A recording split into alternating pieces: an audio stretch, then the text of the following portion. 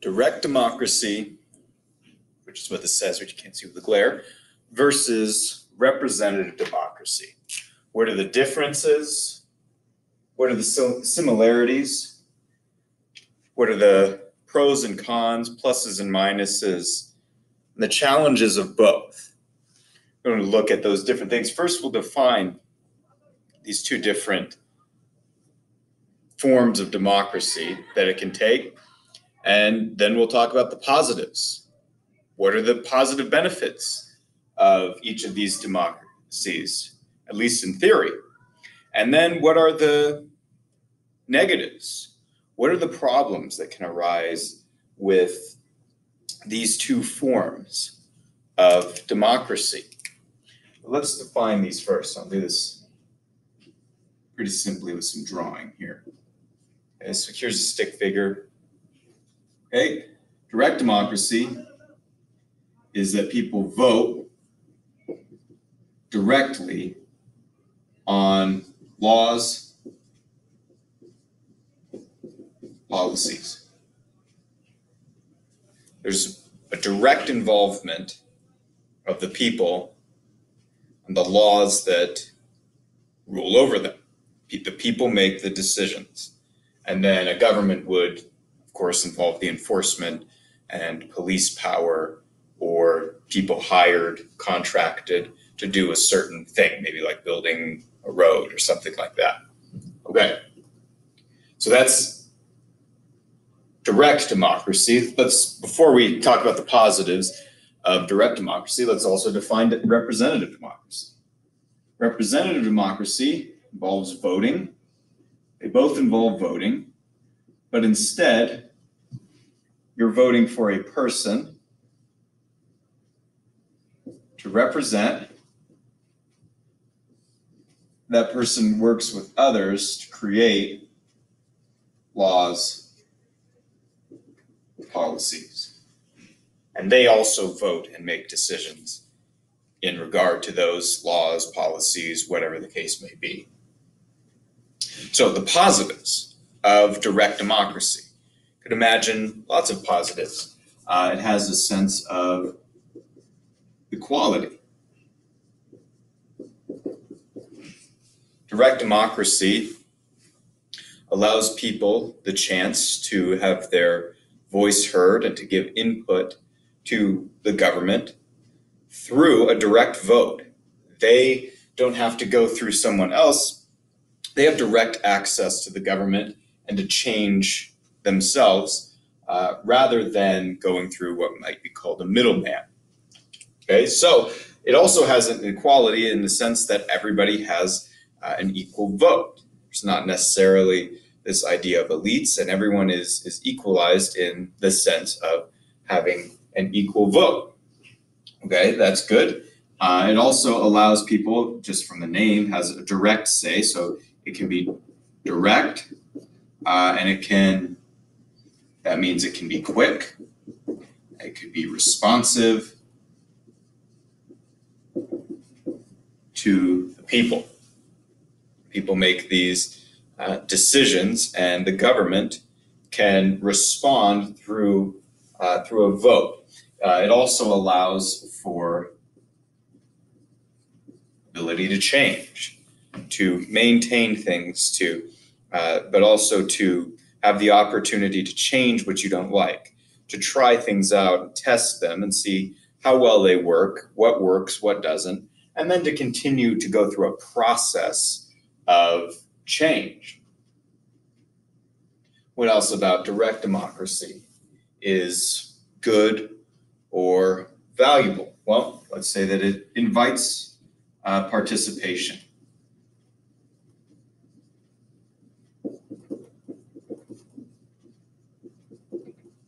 If you get to vote directly on the laws, you are probably more likely to have a say in them. You know, it's more tempting to want to vote when you know that you're going to have a more direct effect. It also has sort of a built-in form of accountability, though we'll revisit this.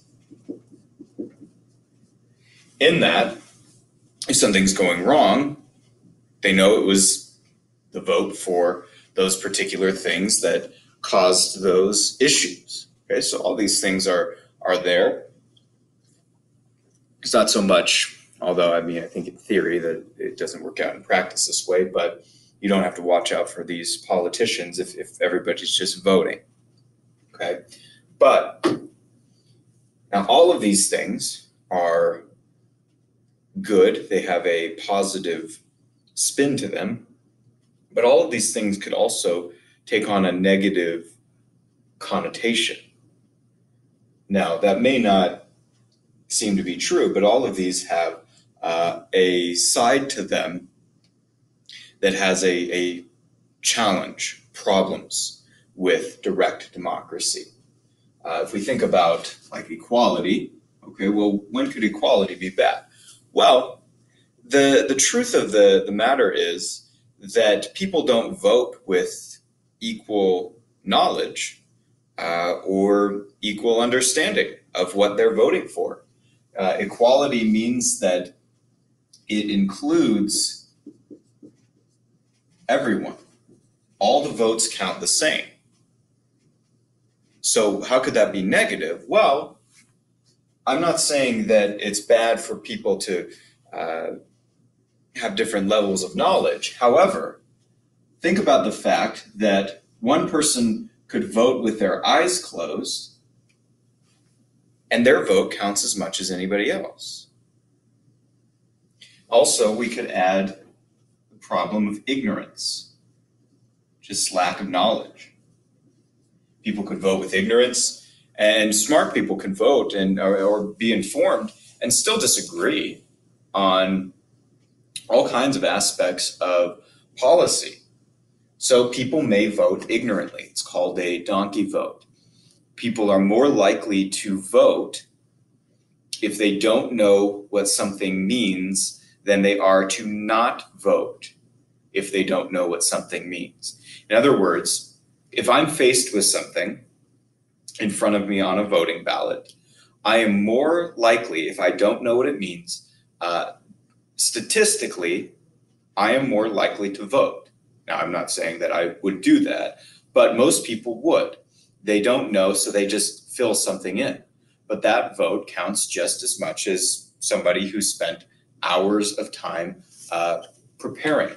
Another thing that we'll add to this is information overload,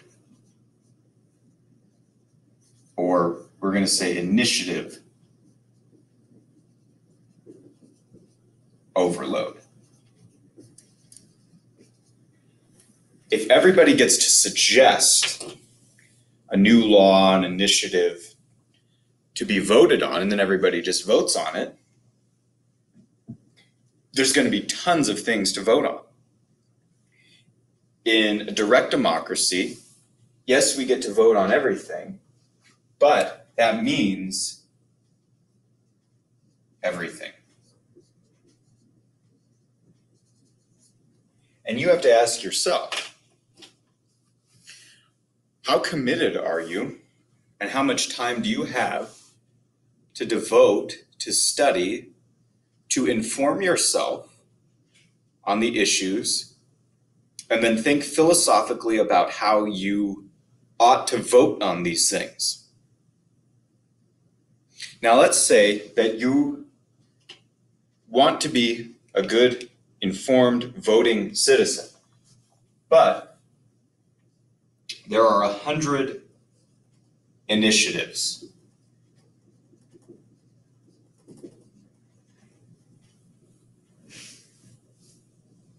And each one of them takes you 20 minutes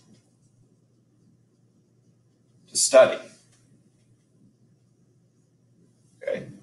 Comes out to 2,000 minutes, or I think it's about somewhere in the neighborhood of 80 hours of study. Now, this could be done at home, but how many people, just with this 100, are going to devote 80 hours of study? what is the right amount of slope for a hill at a dump? Okay, there is a right amount, but what is it? Do we know off the top of our head? No, but there are people with that expertise. But I don't want necessarily me to be the one voting on that decision. And I don't want uninformed people also voting on that decision. This is what I call the Doug Heffernan problem. Doug Heffernan is a character from this TV show. It's on TBS and a bunch of different things called King of Queens, where he delivers for UPS. And he and his wife are trying to talk about, things they don't normally talk about politics. And so she asks him, okay, well, let's talk about politics. What did you vote on Proposition 67? And he says, 67, that's an odd one, so I voted no. And she goes, okay, so I voted yes, so let's talk about our differences there and why you seem to think differently about that. And he said, well, it's odd, so I vote no. I have an every other system. On odds, I vote no. On yeses, evens, I vote yes. Doug Heffernan's vote counts as much as anybody else's. There was a candidate who legally changed his name at one point to none of the above. And people selected him because they thought none of the above would be an option on the voting ballot. Okay, so people vote with ignorance. And if you say, well, ignorance is a problem, you have to reconcile that with saying democracy is a good form of government, because people vote ignorantly in many cases. And even people who are informed, again, they may not be voting ethically. People could be voting for all kinds of terrible reasons and be very well informed about what they're doing. And there are smart people, informed people, all trying to do the right thing, who will disagree philosophically on these things. Think of issues like abortion, gun control, immigration. I mean, there are different philosophies on these things and different ways of thinking through them and different reasons for why people vote for what they vote for. That's not to say there's not a difference between right and wrong, but there are differences in the way people think philosophically about the way that they vote, and they may be informed. So just people being informed does not mean that they'll all guarantee to vote the same way. In addition, it can be quick, can be responsive, can change. This can also be rash, and it can be reactive.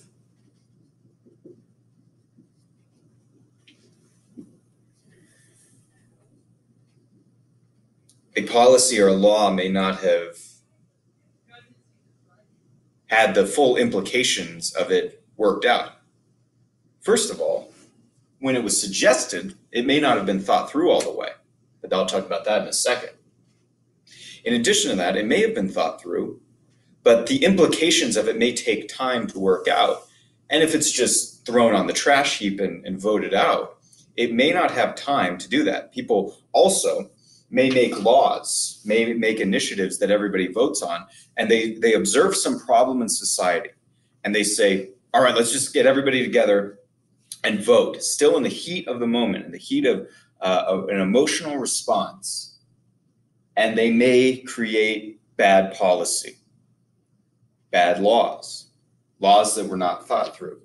But it can change sometimes too quickly. It can be unstable. Instability is another way of saying that something changes too quickly. And I'm going to also write unintended consequences.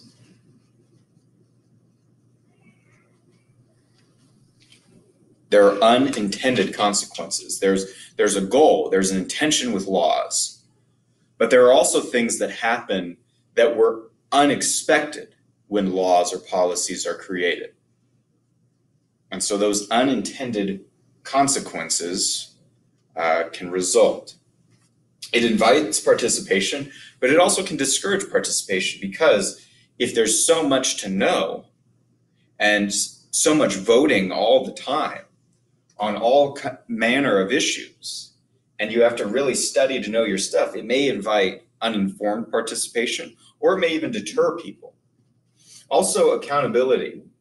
Okay? It's hard to hold everyone accountable, because you could say, I didn't vote for that. I didn't, who do we hold accountable? Just the people who voted for it? Well, we vote with secret ballots. So that's even a problem as well. But accountability, some people will point to corruption on this side, and they're right. But it's even more difficult when the people themselves are the majority, are corrupt. If the majority in a democratic system, in a direct democracy system, agree on anything, and that majority is corrupt in what it wishes for and votes for, it doesn't matter what you argue your rights may be, because the corruption has pervaded the people.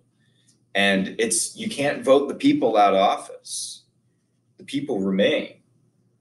And so the corruption, when it spreads to the people, when the people agree to use majority status in voting in order to harm others, that can't be changed until the culture changes. And so there are many problems with direct democracy, even as we acknowledge its positives. We ought also to acknowledge its negatives. In the next video, we'll look at the positives and negatives of representative democracy and see if this one is better, which one is preferable. And it will be a matter of taste and a matter of opinion for which one you think is the least risky to your liberty and rights, and which one you think is the best format of these two for government. Not to say that there aren't options beyond these, but if you had to choose one of these, which one would be preferable?